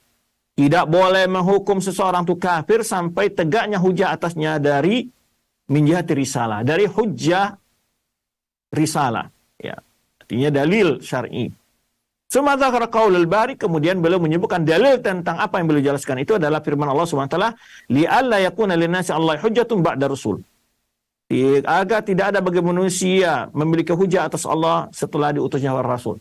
Karena tidak berhak seseorang belum sampai kepadanya seruan Islam atau sebuah penjelasan ilmu yang belum sampai kepadanya, lalu dia melakukan sebuah perbuatan yang itu bisa kekufuran, ya, tapi dia tidak dihukum karena dia belum sampai kepadanya penjelasan tentang hukum tersebut, maka dia tidak berhak untuk dikafirkan, ya. Bahkan banyak ulama-ulama, kalau ini kita bahas dalam akidah Ahlussunnah wal Jamaah, surut takfir wa mani, sudah sering juga kita jelaskan ini, ya. Banyak contoh-contoh dalam sunnah yang mana dia melakukan perbuatan-perbuatan yang bisa dihukum kufur tapi tidak dikafirkan, ya. Banyak sekali dalam sunnah contoh-contohnya karena ada alasan yang menghambat dia tidak dikafirkan. Itu yang disebut mawani, atau tidak lengkapnya syarat, ya, syarat-syarat dia bisa dikafirkan. Baik. Di antara hujjah ulama dalam membedakan hukum muayyan dan hukum mutlak ini adalah ketika Rasulullah SAW melaknat para pembuat khamar, yang menjualnya, yang membawanya, yang membelinya, dan yang meminumnya, dilaknat. Dalam satu peristiwa, ada seorang sahabat mulaqab bihimar wa ismu Abdullah, ya, dia minum khamar sering sekali dan bahkan dihukum berkali-kali gara-gara minum khamar. Pada suatu kali ada sahabat mengatakan, la'anahullah ma aktsara ma yu'ta bihi. Semoga Allah melaknatnya, betapa seringnya dia sudah kena hukuman, namun tidak berhenti dari minum khamar. Apa kata Rasulullah SAW? La tal'anhu, jangan kamu laknat. Loh, di sana Rasulullah melaknat syaribul khamar. Itu laknat dalam bentuk mutlak, dalam bentuk umum saja. Kalau ini adalah orang tertentu, maka dilarang Rasulullah SAW melaknat orang tertentu. Nah, dan masih banyak contoh-contoh yang lain, ya, yang dimana jahal ataupun kelupaan, kesalahan, zuhul akal, tidak ada kesadaran, tidak menjawab seorang itu jadi kafir. Contoh dalam sebuah kisah juga, Rasulullah SAW menyebutkan seseorang berjalan dengan tunggangannya, di atas tunggangannya itu semua keperluannya, ketika dia beristirahat, tunggangannya itu hilang, pergi, ketiduran, lalu kudanya itu pergi atau hilang. Lalu dia capek cari ke sana sini, lalu dia berbaring di bawah pohon. Setelah beberapa waktu bangun, tiba-tiba tunggangannya itu ada di dekat dia dan berdiri di atasnya. Lalu karena dia begitu gembiranya, salah dalam mengucapkan kata-kata, Allahumma anta abdi wa ana rabbuk. Allahumma, ay Allah, engkau adalah hambaku dan aku adalah Tuhanmu. Salah dia kan, itu kan perkataan kufur, mengatakan Allah Subhanahu dan dia sebagai Tuhan. Kufur itu. Apa kata Rasulullah? Akhta'a min syiddatil farah. Dia salah karena gara-gara lewat gembiranya. Nah, itu tidak kufur dia, karena ada mawani, zuhul aql. Karena saat itu dihilang kesadarannya dan ngomong dan ungkapan yang salah. Ya. Nah, ini di antara contoh-contoh. Boleh jadi seseorang terjerumus ke dalam suatu perbuatan. Secara nas syar'i perbuatan itu adalah kafir pelakunya, tetapi seorang muslim bila jatuh ke dalam perbuatan itu tidak dihukum langsung secara kafir, hukum kufur, karena ada mawani'nya atau tidak lengkapnya syarat-syaratnya. Nah, ini banyak sebetulnya kalau kita bahas, ini banyak penjelasan kita para ulama kita banyak ya. Dan juga Allah nyebut wa ma kunna mu'adzimin hatta nab'atha rasulah. Kami tidak mengazab sebuah kaum, kata Allah SWT, sampai kami mengirim rasul kepada mereka. Wa qala rahimallahu fi tawdih hadhil qa'idah, dan beliau menjelaskan tentang kaidah ini. Wa laysa li ahadin ay yukafira ahadan minal muslimin. Apa kata beliau? Ini dalam kitab beliau Majmu' Fatawa jilid 12 halaman 466 ya. Apa kata beliau? Wa laysa li ahadin ay yukafira ahadan minal muslimin. Tidak berhak seorang pun mengkafirkan orang lain dari kaum muslimin. Wa in akhta'a wa ghalita, walaupun dia salah dan keliru, hatta tuqamu 'alal hujjah, sampai disampaikan ditegakkan atasnya hujjah. Wa tubayyanu lahu al-mahajjah, sampai jelaskannya hujah-hujah kepada dia. Wa man thabata islamu biyaqinin, nah ini sering diulang-ulang para ulama kita. Man thabata islamu biyaqinin lam yazul ya dzalika anhu bisyak. Ya. Orang yang ya sudah pasti keislamannya ya dengan yakin, tidaklah hilang keislaman itu darinya dengan hal yang meragukan. Bal la yazulu illa ba'da iqamatil hujjah. Bahkan tidak bisa dicabut keislamannya sampai telah adanya bukti wa izalati syubhah, hilangnya hal-hal yang ada syubhat di dalam itu. Nah, hukumnya. Wa yanabbi Ibnu Taimiyah ila anna al-kufra la yutlaq ala kulli man amila al-kufra. Dan juga Syekh Taimiyah menjelaskan bahwa kekafiran itu tidak bisa dihukum kepada setiap orang yang berbuat kekufuran. Tidak setiap orang melakukan kekufuran langsung kafir. Nah, itu maksudnya. Bal yuqalu, bahkan dikatakan, man amila hadzal amal fahuwa kafir. Tetapi yang dikatakan adalah, apa kata Islam, tidak setiap orang yang melakukan perbuatan kafir langsung dihukum kafir. Tapi bagaimana kita mengatakannya adalah man amila hadzal amal fahuwa kafir. Yang melakukan perbuatan ini adalah kafir. Wa hadzal amal kufrun. Perbuatan ini adalah kafir. Au yuqalu man amila, atau orang mengatakan yang melakukannya itu kita katakan man amila amalaka fahuwa kafir. Yang melakukan sebuah perbuatan kamu ini adalah perbuatan orang kafir. Adalah orang kafir. Wa hakadha min alfadz mujmalah, dan selain-lain dari itu dari lafaz yang mujmal, yang global. Jadi itu namanya hukum mutlak, tidak muayyan. Ada pemakna qiyamul hujjah menurut Syekh Islam Taimiyah adalah beliau menjelaskan wal hujjah 'alal ibad innama takun bi syai'aini. Hujjah itu tegak atas seseorang adalah dengan dua hal. Yang pertama, bi syarti tamakkun minal ilmi. itu dia bisa mendapatkan ilmu. Orang yang belum sampai kepadanya ilmu, maka dia tidak berhak. Ya, kalau dia memungkinkan untuk mendapatkan ilmu dengan apa yang Allah turunkan. Jadi beda antara orang yang tidak sampai dan orang yang tidak memungkinkan untuk mendapatkan ilmu. Ya, tidak sampai kepadanya karena tidak memungkinkan. Tapi kalau ada wasail, ada majalis, ada ilmu, dia yang muqassir, dia yang sebetulnya yang lalai, yang tidak mengikuti ilmu, itu beda lagi ya. Ada di penjelasan para ulama. Kemudian yang kedua, wal qudratu ala almi, dan mampunya dia mengamalkan ilmu. Walaupun dia punya ilmu, dia tidak mampu mengamalkan. Ya, seperti umpamanya ketika keluarga Ammar bin Yasir disiksa oleh orang kafir Quraisy. Dan mereka tahu mencela Rasulullah SAW itu adalah perbuatan yang kafir. Tapi mereka terpaksa mencela Rasulullah SAW. Karena apa? Karena mereka,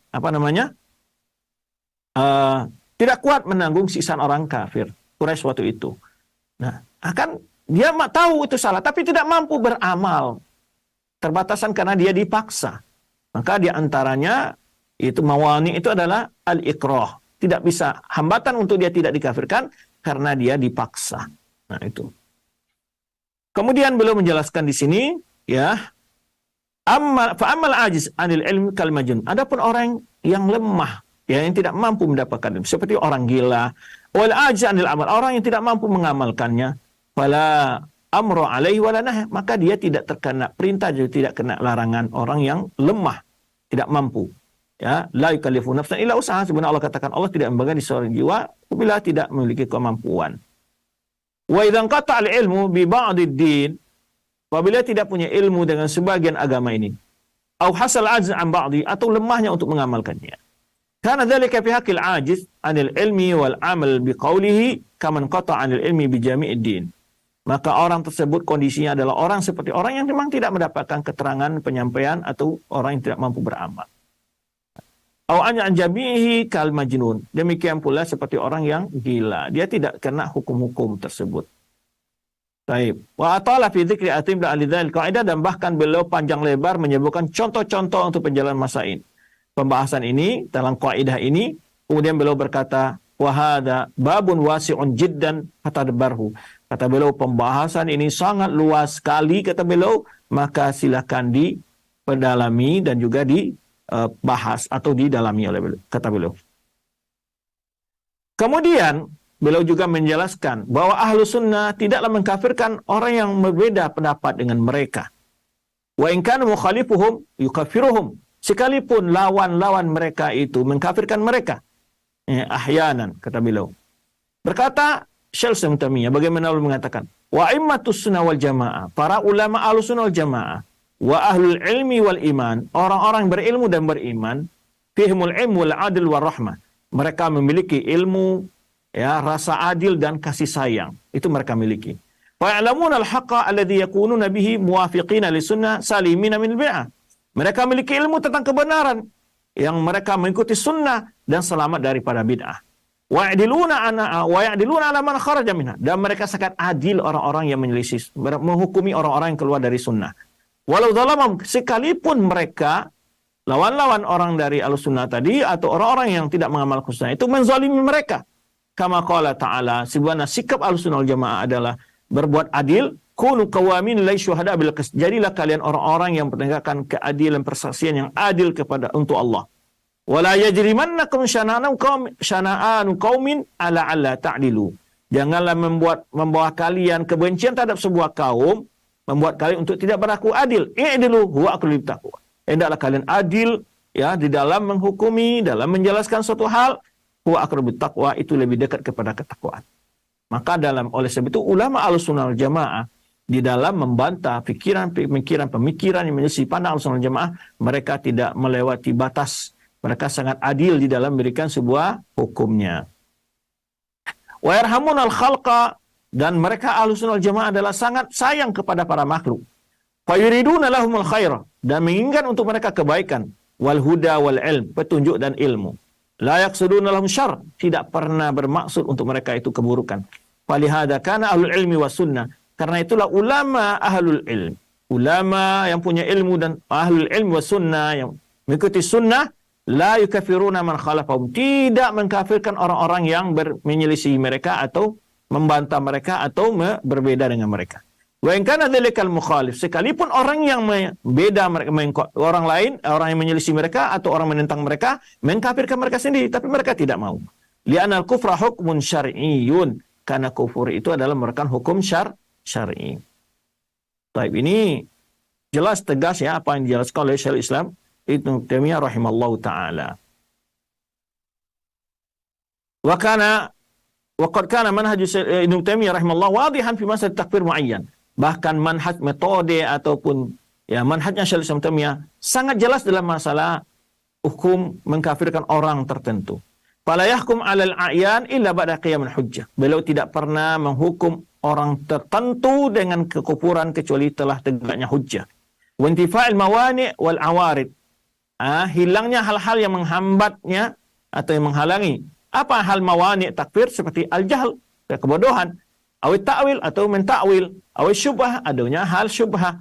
Wa qad dzakara dzalika rahimahullah biqaulihi, di mana hal itu beliau tegaskan dengan ungkapannya dalam kitab beliau yaitu Majmu' Arad al-Bakri halaman 259. Beliau katakan, walihada kuntu aqulul Jahmiyah, karena itulah aku pernah mengatakan pada orang-orang Jahmiyah. Orang Jahmiyah ini pengikut Jahm bin Safwan, di mana mereka mengingkari nama dan sifat-sifat Allah Subhanahu wa taala.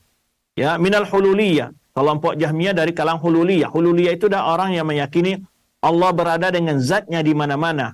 Ya, bertempat dengan zatnya di mana-mana, itu paham hululiyah dari Jahmiyah.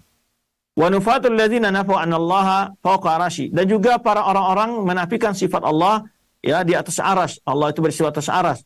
Lamma waqat mihnatuhum, tatkala terjadi mihnatum ini adalah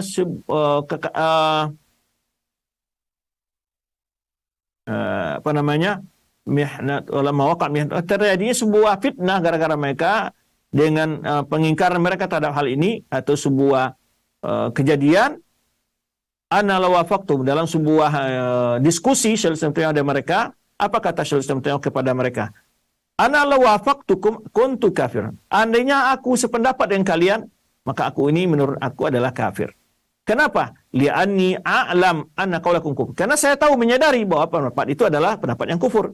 Maka tidak saya mau mengikuti pendapat. Kalau saya ikuti, kufur saya, kafir saya, karena saya tahu pendapat itu adalah pendapat suatu yang keliru dan merupakan pendapat yang kafir. Wa atum indi la takfurun. Adapun kalian menurut saya tidaklah kafir. Li'annakum juhal, karena kalian adalah orang-orang yang jahil ya, karena tidak memahami ya, mengetahui apa yang dimaksud oleh Syekhul Islam Taimiyah atau yang dipahami ada dari dalil syar'i.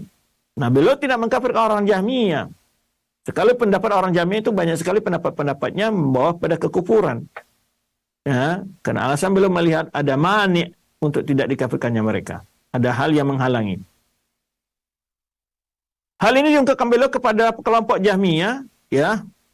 Alladzina kaffarahum jumhur a'immatu ahlussunnah wal jamaah. Dan bahkan orang Jahmiyah ini banyak dikafirkan kepada mayoritas ulama-ulama ahlussunnah wal jamaah. Wa hala fi man dunahum aula. Tentu orang yang selain mereka lebih ringan lagi. Ya, kalau Jahmiyah saja tidak dikafirkan a'yannya mereka oleh Syekhul Islam Taimiyah, demikian pula Imam Ahmad. Tentu orang yang tidak sampai kesesatannya pada tingkat seperti Jahmiyah akan lebih utama untuk tidak dikafirkan. Wa qala rahimallahu anhum aidan, juga rahimallahu Ibnu Taimiyah berkata tentang mereka. Wa idza arafa hadza, jika hal ini sudah dipahami, diketahui kata beliau, takfir muayyan min haula'il juhal wa amsalihim bihaitsu yahkum alaihi bi anhu minal kuffar la yajuzul iqdam alaihi. Pengkafiran mereka secara personal dari mereka-mereka orang-orang yang bodoh dan orang-orang serupa dengan mereka itu, ya di mana mereka dihukum bahwa mereka itu kafir, la yujuzul iqdam. Itu tidak boleh dilakukan. Itu tidak boleh dilakukan atas mereka. Illa ba'da an taquma ala ahadim hujjah, kecuali setelah ditegakkan atas mereka hujjah risaliyah, hujjah dari risalah Rasulullah SAW, allati tabayyana ya biha annahum mukhalifun rasul. Dengan melalui hujjah-hujjah itu terbukti bahwa mereka nanti menyelisihi para rasul. Wa in kana hadhil maqala la riba annahu kufur. Walaupun wa in kana pendapat-pendapat mereka itu adalah tidak diragukan adalah pendapat-pendapat yang merupakan kekufuran. Tapi mereka, kata beliau, belum bisa dihukum kafir walaupun mereka berpendapat sedemikian. Ya, sampai tegaknya hujjah di atas mereka. Itu disebut dengan syarat takfir oleh ulama, iqamatul hujjah. Dan mawani takfir oleh ulama adalah asyubhah, karena dia punya syubhat, ya, maka tidak dikafirkan. Wa bihadza yatadi anna Ibnu Taimiyah ka ghairi min amati salaf. Dari sini jelaslah bahwa Ibnu Taimiyah seperti ulama-ulama salaf, ya. Ulama-ulama salaf lainnya, ya. Dan ulama-ulama Ahlussunnah, id manhajuhu fi takfir wasatun baina tarafain. Di mana metode beliau dalam masalah takfir, manhaj beliau dalam takfir adalah yaitu berada di antara dua jurang kesesatan. Dan baina natain, dan petunjuk di antara dua kesesatan.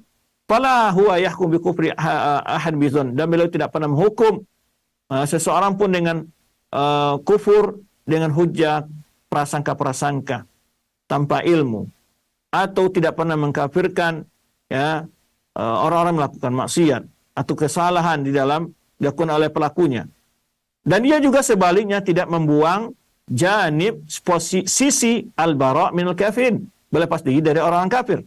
Wa mujahadatim, dan berjuang menasihati mereka, mengajak mereka kepada Islam.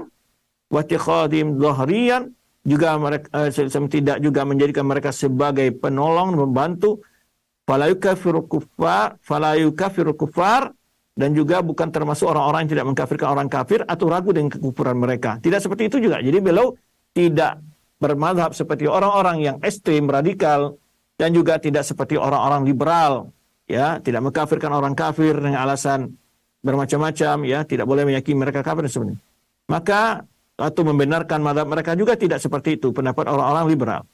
Ya, kalla fahuwa rahimallah, tidak sama sekali. Maka Syaikhul Islam Taimiyah adalah yaqulu bi kufri kafir al-asli. Ya, hanya menganggap orang kafir asli dan kafir, wa anqama lil hujjah, dan orang telah tegakkan padanya hujjah, wa lam yakum hunaka ta'wil au jahlun au syubhatun. Selama di sana tidak ada ta'wil atau kebodohan ataupun adanya syubhat. Nah, itulah yang dapat kita bahas pada jumpa kita kali ini tentang pembahasan dua tuduhan yang dapat kita bahas, dan besok kita insyaallah pertemuan berikutnya kita akan bahas tentang tuduhan masalah tajsim wa tashbih. Itu tuduhan bahwa Islamnya itu adalah bermadzhab musyabbihah atau mujassimah. Wallahu a'lam bishawab. Kita kembali kepada al-akhi madu kita dari studio Cilensi untuk menampung pertanyaan. Barakallahu fikum. Fik barakallah, jazakallahu khair, barakallahu fik kepada Ustaz yang sudah memberikan materi pembahasan mengenai bantahan tuduhan terhadap Syekhul Islam Ibnu Taimiyah, dan materi ini merupakan materi lanjutan dari beberapa pertemuan yang lalu. Mudah-mudahan jadi ilmu yang bermanfaat untuk kita semua.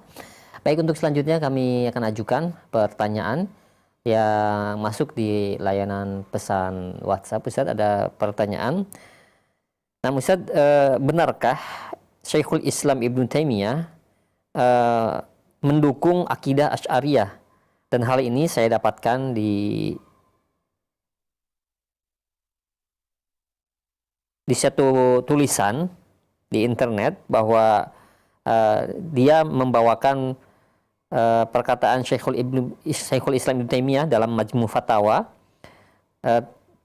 dengan perkataan tidak diragukan bahwa pendapat Ibnu Kullab dan Al-Asy'ari dan orang yang seperti keduanya dari golongan musbit, yaitu orang yang menetapkan sifat Allah, bukanlah pendapat Jahmiyah dan bukan juga Mu'tazilah.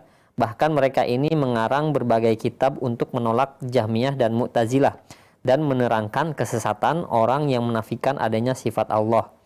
Bahkan mereka kadang mengkafirkan Jahmiyah dan Mu'tazilah dan kadang hanya menyesatkan mereka saja. Apalagi Jaham adalah orang yang paling besar pengingkarannya terhadap sifat, bahkan terhadap Asmaul Husna. Dan juga perkataan-perkataan yang lainnya yang dibawakan dalam Minhajus Sunnah dan juga yang lainnya, Ustaz. Benarkah yang ditanyakan, benarkah bahwa Syekhul Islam Ibnu Taimiyah itu mendukung akidah Asy'ariyah ini? Mohon penjelasan dan jawabannya. Jawabannya di mana mendukungnya. Beliau ketika menjelaskan sebuah perbahasan perbandingan antara mazhab Jahmiyah, Mu'tazilah, Kullabiyah dan Asy'ariyah. Maka beliau menyebutkan bahwa Kullabiyah, ya, dan Asy'ariyah Maturidiyah musabbitina min ahli kalam, adalah orang-orang yang menyatakan sifat dari kalangan ahli kalam. Karena memang kullabiyah ini pendapatnya menentang mazhab Mu'tazilah yang menafikan sifat dan menentang mazhab Jahmiyah yang menafikan asma, nama-nama Allah dan juga sifat-sifat Allah. Jadi dari sisi ini kullabiyah benar dia menentang membahas hal itu. Tapi kullabiyah kan dijelaskan juga oleh beliau dalam Mu'jamul Jilid 7 semuanya. Mereka tidak menyatakan sifat itu secara mutlak semuanya. Kalau kullabiyah itu mengingkari sifat-sifat ikhtiyariyah atau sifat fi'liyah ikhtiyariyah. Nah, tapi menyatakan sifat-sifat yang terdapat Al-Quran dan Sunnah dengan sifat-sifat zatiyah. Ya. Tetapi sifat ikhtiyariyah beliau tidak orang-orang kullabiyah tidak menetapkan. Itu ikhtiyariyah itu diantara yang masyiah yang berhubungan sifat-sifat dengan masyiatillah seperti sifat nuzul, ulu, ya, al-kalam itu mereka takwil, ya. Nah, kemudian Asy'ariyah kalau mutaqaddimin mereka adalah bermadzhab kullabiyah, tapi di kalangan mutaakhirin mereka lebih banyak condong kepada madzhab Mu'tazilah, tapi mereka bukan Mu'tazilah. Tapi mereka hanya menetapkan 7 sifat saja. Makanya orang kullabiyah lebih banyak menetapkan sifat daripada orang-orang Asy'ariyah, daripada orang-orang Maturidiyah. Orang-orang kullabiyah boleh dilihat dalam kitab Maqalat Islamiyin punya Syekh Islam Taimiyah, punya Abul Hasan Asy'ari juga dijelaskan demikian, di mana orang-orang kullabiyah itu mereka menetapkan, penjelasan para kitab-kitab firaq lah ya membahas masalah ini, menetapkan sifat-sifat zatiyah seperti sifat ulu itu ditetapkan oleh orang kullabiyah. Tetapi orang-orang Asy'ariyah tidak mengingkari sifat ulu bagi Allah Subhanahu wa taala, demikian pula orang Maturidiyah. Jadi beliau dalam kategori yaitu membahas masalah, ya, beliau juga sering menjelaskan bahwa dari antar pembantahnya Ahlul Bidah itu kadang-kadang mereka ada sisi benarnya. Karena Ahlul Bidah itu memang ada sisi benar yang dipertahankan oleh dia. Ahlul Kalam kan semua mereka sisi benar mereka mengatakan ada mutasybih. Tapi sisi keliru mereka mana? Ada menisbat. Kalau ada tasbih, kita semua sepakat Allah tidak seperti makhluk sifat dan kaifiyah sifatnya. Ya, sesuai dengan kebesaran Allah. Bahwa ulu Allah tidak sama istiwanya Allah tidak sama dengan istiwanya makhluk, begitu. Lawazim sifatul makhluk la talzam fi sifatil khaliq. Semua lawazim sifat makhluk walaupun sama nama sifatnya tidak seperti itu pula lawazim pada sifat Allah Subhanahu wa taala. Nah, maka sebenarnya ya kita harus memahami pembahasan ini dia dibahas oleh Syekh Islam juga dalam banyak tempat dalam kitab-kitab beliau, terutama dalam bagian asma sifat dalam Majmu' Fatawa jilid 7 itu beliau bahas panjang lebar. Artinya di mana maksud beliau situ bukan maksud beliau membela, ya beliau membela kebenaran yang dibenarkan sesuai dengan kebenarannya. Karena setiap Ahlul Bidah tadi kita katakan ada sisi benar di satu sisi, ada sisi keliruan. Itu yang syubhat tadi. Dari sisi benar mereka mengingkari tasbih, itu tidak ada ulama mengingkari tasbih Allah tidak seperti itu. Cuman mereka mengingkari tasbih ini menjadi syubhat bagi mereka. Kalau kita tetapkan Allah itu memiliki sifat, maka berarti kita menyerupakan Allah makhluk. Ini yang mereka katakan tasbih. Menetapkan sifat bagi Allah tidaklah tasbih, karena Allah sendiri menetapkan sifat itu bagi dirinya. Karena Allah tidak seperti makhluknya, pasti. Ya, walaupun sama nama sifatnya. Sebenarnya kita katakan Allah punya zat, zatnya tidak seperti zat makhluk. Walaupun sama-sama punya zat. Allah Maha Hidup. Allah menyebutkan ya, Allahu la ilaha illa huwal hayyul qayyum. Al-Hayy, nama Allah. Juga Allah mengatakan makhluknya hayy. Yukhrijul hayya minal maiti wa yukhrijul maita minal hayy. Bukan sama hidupnya Allah dan hidup makhluk, walaupun nama sifatnya sama. Ya. Nah, ini yang dijelaskan. Jadi satu sisi, makanya beliau membenarkan pandangan pemanya Qadariyah di satu sisi yang sesuai dengan dalil, tetapi mereka menafikan, membantah dari sisi yang dia menafikan hak di situ. Karena Ahlul Bidah itu pada umumnya ada sisi hak, ada sisi batil di situ yang bercampur. Ini yang disebut dari syubhat. Nah, beliau ketika membela orang Asy'ariyah di situ adalah karena itu benar orang Asy'ariyah menetapkan sebagian sifat, tidak seperti orang Jahmiyah yang menafikan sifat secara mutlak, demikian pula orang Mu'tazilah. Ya. Kenapa kita hanya mengambil pendapat beliau? Karena untuk mengatakan beliau bermazhab Asy'ariyah, jelas kalau memang beliau bermazhab Asy'ariyah, memang Asy'ariyah menetapkan istiwa? Tidak. Justru beliau membantah pendapat orang Asy'ariyah yang mengingkari istiwa, yang mentakwil sifatul kalam dan seterusnya. Ya, kalau menafsi atau Al-Quran itu adalah ibarat an kalamillah, Dan banyak sekali dibantah oleh beliau. Mana ada, hatta orang Asy'ariyah pun tidak merasa pernah mazhabnya didukung oleh Syaikhul Islam Taimiyah. Ini peneliti-peneliti yang sifatnya masih peneliti-peneliti yang tidak istilahnya objektif di dalam mengemukakan pendapat. Ketika kita mau menjelaskan pendapat seseorang harus kita lihat dari berbagai sisi. Bukan hanya dicoplok pendapatnya yang mujmal yang global lalu dikatakan ini mendukung ini. Kalau begitu nanti kita bisa mengatakan Syaikhul Islam Taimiyah berarti mendukung pendapat orang Murji'ah. Karena di satu sisi orang Murji'ah itu ada benarnya, belum membenarkan dari sisi yang benarnya ini, maka ini benar pendapatnya, kekeliruan di sini. Makanya saya sebenarnya juga mengkritik sebagian pendapat ulama-ulama Asy'ariyah di mana menyelisih mazhab salaf dan beliau bantah dengan perkataan-perkataan ulama salaf. Jadi beliau tidak mengaku salaf. Beliau setiap hal yang kita baca, yang kita pengalaman dalam baca kitab beliau, suatu masalah pasti beliau kumpulkan dalilnya, dari satu masalah beliau kumpulkan dalil ayat Al-Quran, hadis-hadisnya, kemudian juga lengkap dengan perkataan sahabat para ulama salaf. Demikian, wallahu a'lam bissawab. Nah, baik, terima kasih banyak sekian jazakallahu khair atas jawaban Ustaz. Dan mohon maaf Ustaz, satu pertanyaan tadi merupakan pertanyaan yang menutup perjumpaan kita di kesempatan pagi menjelang siang ini karena waktu yang disediakan telah mencukupi dan mungkin ada ikhtitam yang dapat disampaikan untuk para pemerhati Roja sekalian. Nah, silakan Ustaz. Terima kasih untuk pemirsa dan pendengar yang telah bergabung pagi hari ini. Semoga apa yang kita sampaikan dapat kita ambil faedahnya dan kita selalu diberikan keistiqomah oleh Allah Subhanahu wa taala dalam menuntut ilmu, mengamalkannya dan menyampaikannya. Dan juga para teman-teman yang ada di studio Roja dan juga studio mini Insya, semoga Allah menjaga mereka dan berkahi umur dan juga ilmu mereka. Terima kasih. Wallahu a'lam bishawab. Subhanaka Allahumma bihamdika asyhadu an la ilaha illa anta astaghfiruka wa atubu ilaik. Wassalamualaikum warahmatullahi wabarakatuh. Waalaikumsalam warahmatullahi wabarakatuh. Kami ucapkan terima kasih banyak sekali lagi untuk Ustaz. Jazakallahu khair, barakallahu fiik. Semoga Allah menjaga antum beserta keluarga dan berkahi ilmu yang telah disampaikan dan berkahi pula pertemuan kita di kesempatan pagi menjelang siang ini. Mudah-mudahan menjadi ilmu yang bermanfaat apa yang telah disampaikan untuk kita semua dan kita bisa mengetahui dengan benar bagaimana sejarah yang disampaikan, yang kita ketahui terhadap Syekhul Islam Ibnu Taimiyah rahimahullahu ta'ala. Demikian kami undur diri, mohon maaf apabila ada kesalahan. Wassalamualaikum warahmatullahi wabarakatuh.